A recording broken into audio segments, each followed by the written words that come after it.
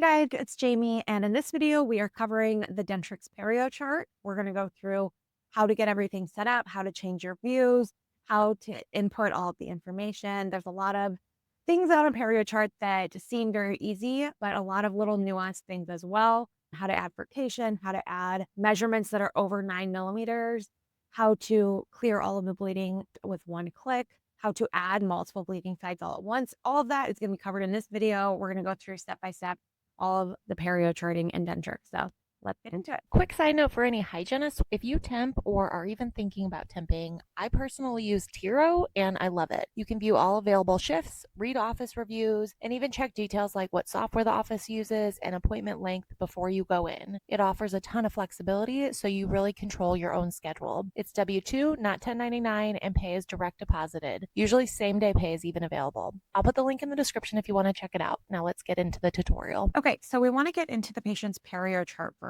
So from the patient's chart, we'll go up to this icon. Now this icon looks like this when there is no perio chart in the system. They don't have an existing perio chart already. If they have an existing perio chart, it will look like this with the blue background. I want to go into this patient's perio chart and let's run through the setup first. So to set up your perio chart, you can go up to the setup and click entry settings setup. This is where you can set your perio chart to automatically skip teeth and set your navigation scripts. So we already have our setup to skip impacted teeth, missing teeth, pontics, and unerupted teeth. You can set this however you want to, however works best for your practice. And then on this side is the perio navigation scripts. So this is what comes default in Dentrix. You can also add your own if you'd like to. I'm going to get into this in another video, but it is an option if you don't like the Dentrix default. And click OK. We're going to go back up to setup and we'll click Perio Display Setup. This is how your perio chart is going to be displayed. So if you want to change any of the colors, labels, any of that, red flags. I think we're all pretty used to seeing measurements that are 4 and deeper in red, but you can change this to whatever you want. You can change all of these to be anything that you want. This is for your data entry. You can go to the graphic chart colors, the exam comparison colors, and then just your general information. So here you can change if you don't want it to red flag until 5 millimeters, you can change that. Same with clinical attachment loss. You can show or not show the entire measurement in the red flag limit color. Anything that you want that works for your practice. I like the way that Dentrix has it set up by default, so I usually just stay with that, but this is where you can change all of those. Okay, so into the actual perio chart. So on this right side, you have what's called the perio panel. You can flick through all of these. So this is data entry. You have the exam information here, and then summary. So this shows you all of the information about your patient's perio chart. I think most of us typically use a keyboard, or you might have an assistant that comes in and helps you record your measurements.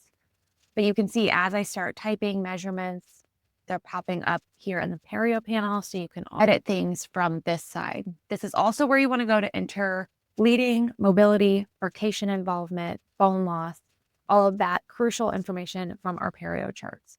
So this is where you will select the furcation. If you click this drop down, you change the furcation involvement here. It also shows it on your perio chart on this line. You can drop down to the gingival margin. So if you want to add recession, you can do that here. You can also do that by just clicking on it on your screen too. So you have pocket depth, gingival margin, clinical attachment loss, all of that.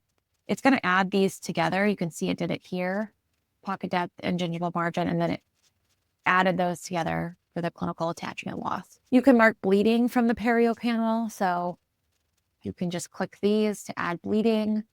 You can also click in these spots to add bleeding. And you can also click the letter B on your keyboard. So as you're typing 333 B, it's going to add a bleeding point to the last site that you were just on. You can add in here as well. Mobility, check that, and it's going to show, it will display on your perio chart here. Bone loss as well. So all of these things are a crucial aspect of your perio chart. There are a lot of times when I go into an office to temp and I see pocket depth measurements and that's all.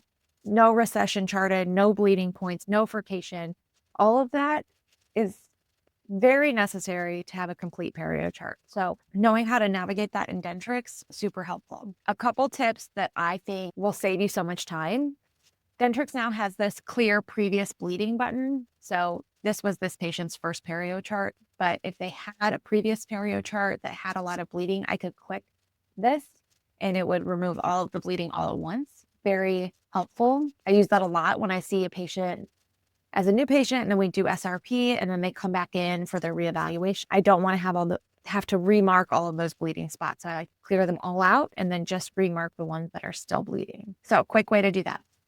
If you want to add lots of bleeding spots, instead of clicking through each individual spot to add bleeding like this, you can actually select. So if you click and drag across these teeth, you can see it highlighted all of them.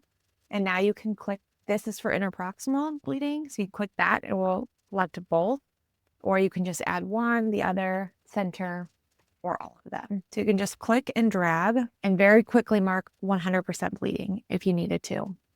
This saves so much time. I have a ton of perio patients in my practice, new patients that come in that haven't seen a dentist for years, and they do have 100% bleeding.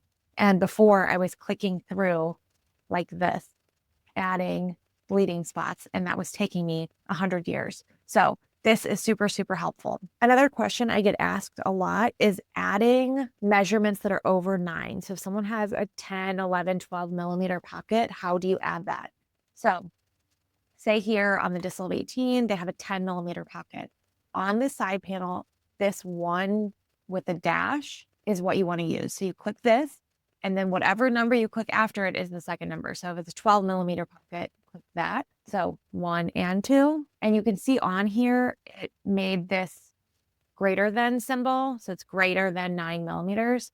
And if you click on it, it will show you here the actual measurement. This is very helpful. I see patients that have 10 plus millimeter pocketing, and you definitely need a way to enter that information in. So quick trick for that. And then I want to talk about views real quick. So if you click view up at the top, you have a few options here. So the graphic chart, this is great for patient education.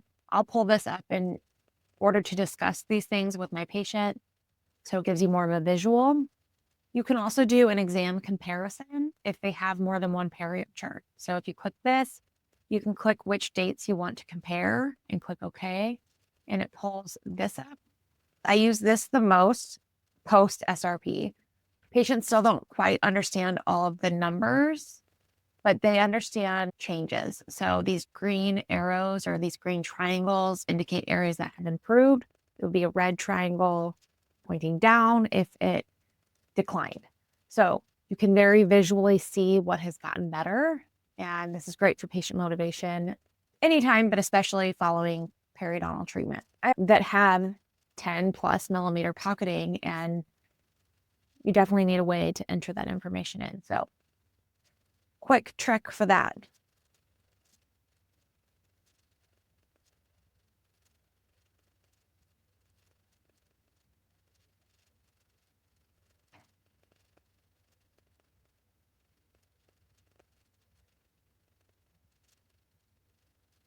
And then I want to talk about views real quick. So if you click view up at the top, you have a few options here. So the graphic chart. So this is great for patient education. I'll pull this up in order to discuss these things with my patient. So it gives you more of a visual. You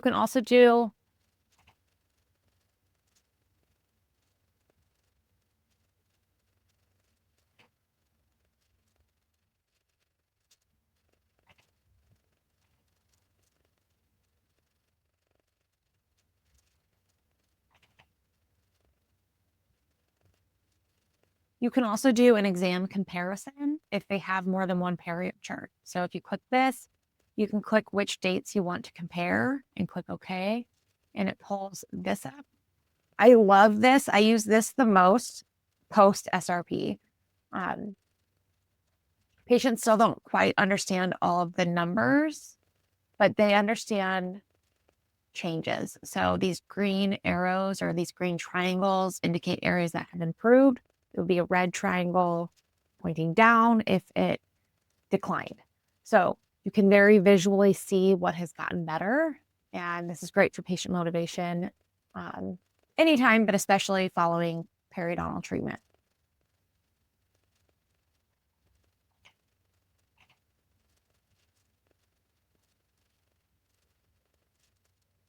I also get asked a lot. This will happen. Someone will open their Perio chart and they have no Perio panel and they can't figure out how to get it back. Very simply, you want to go up to view and click Perio panel. That brings your Perio panel back into your screen. So easy fix there. You can also add a clinical note panel if you want to. This just brings up your basic clinical notes from your patient chart. Sometimes useful if you want to read through previous Perio notes as you're Perio charting. These icons up here also get you to the graphic chart or the exam comparisons. You can use those as well. And then script here, this is where you can change the script that the Perio chart is following. So right now it's set to the Dentrix default. You can also drop down. Personally, I toggle between the default and the gingival margin quite often. So I'll go through the Dentrix default script to do pocket depth, and then I'll change it to gingival margin to go in and add in recession. Okay, so that was the overview of Perio charting and Dentrix. Pretty straightforward, but a lot of little nuanced things in there that help your day-to-day go a little bit smoother, help you be able to do your Perio chart a little bit more efficiently, and keep your day just moving right along. So I hope that this video helped. If you like videos like this, subscribe to this channel. I put out new Dentrix tips and dental tech tutorials every week. So I will see you guys next